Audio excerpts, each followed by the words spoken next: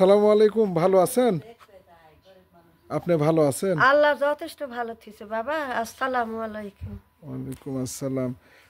তো আপনার যে ছেলে মারা গেল, লাতিপতি, এগুলোর কি অবস্থা এখন? লাতি পুতি লাতি তো লাইকা লাতিন একটা লাতিন? দুডা সাল দুডাই লাতিন। ও, তো দেখাশোনা আপনি করেন?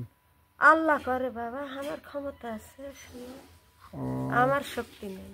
তো এইভাবে বেড়া যেগুলো পান, চাল টাল এগুলো দেওয়া সংসার চলে এইভাবে? কি কর্মতে বেটা থাকলে খাটে আনে, বেটা তো নাই জিতে খাটে আনে, ও, কে আনবে? তো ইয়ে নাই বিধবা ভাতা বা বয়স্ক ভাতার কোনো কার্ড? বিধবা আছে বন্ধ।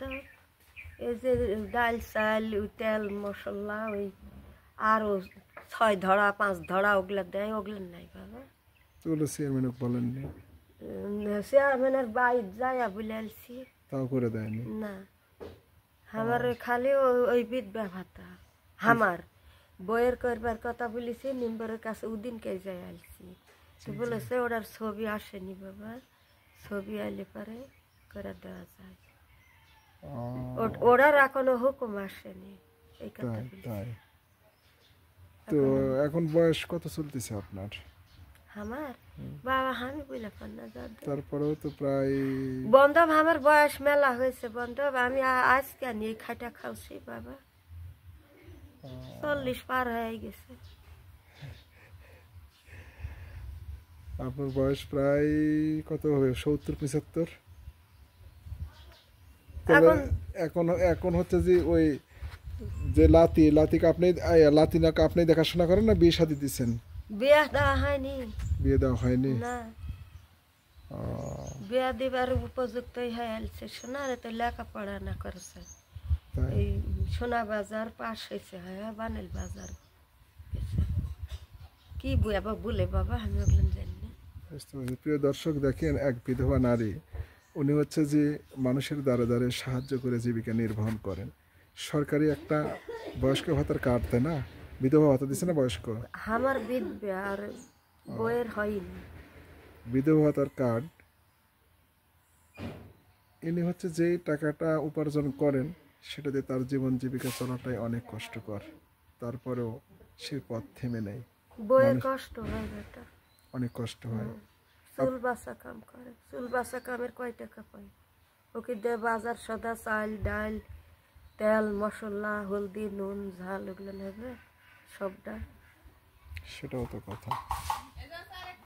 ওনার একটা ছেলে ছিল, ছেলেটাও মারা গেছেন, তারপরে ওনার হচ্ছে বৌমা নাতনি, তারপরে হচ্ছে ইনি, এদের চলাটা সত্যি অনেক কষ্টকর। তারপরেও জীবন তো থেমে থাকে না, জীবন চলতে আছে। তো সব মিলে চলে কোনো রকমের জীবন, তাই না? পাড়া প্রতিবেশী গ্রাম পাড়া প্রতিবেশী তো ভাত খাওয়া লাগলে তরকারি না থাকলে সবার পেয়ে বাবা, তাই এমনি ঝাল নুন পানি ঢেলে দিয়ে খাই, কাকো ঠিনি পাড়া গাঁত কাকো বিলনে এই হাইটা দৌড়া যেখানে আল্লাহ জোটায়। তো প্রিয় দর্শক, শুনলেন ওনার মুখে।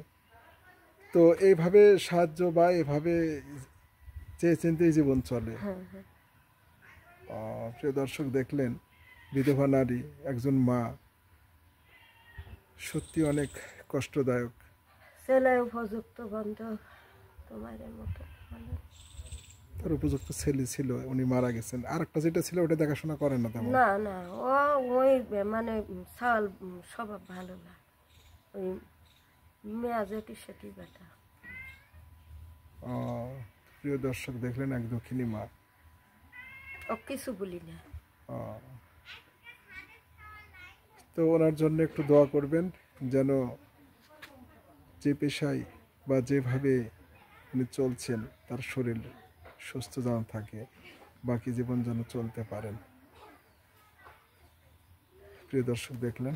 তো সবাই ভালো থাকেন, সুস্থ থাকেন, সুন্দর থাকেন।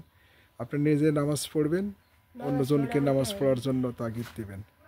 কারণ কোরআনে আল্লাহ তাআলা ৮২ বার বলছেন আকিমুসসালাত ওয়াতুজ যাকাত, অর্থাৎ প্রত্যেকটা নর এবং নারী মুসলিমদের জন্য নামাজ ফরজ করা হয়েছে।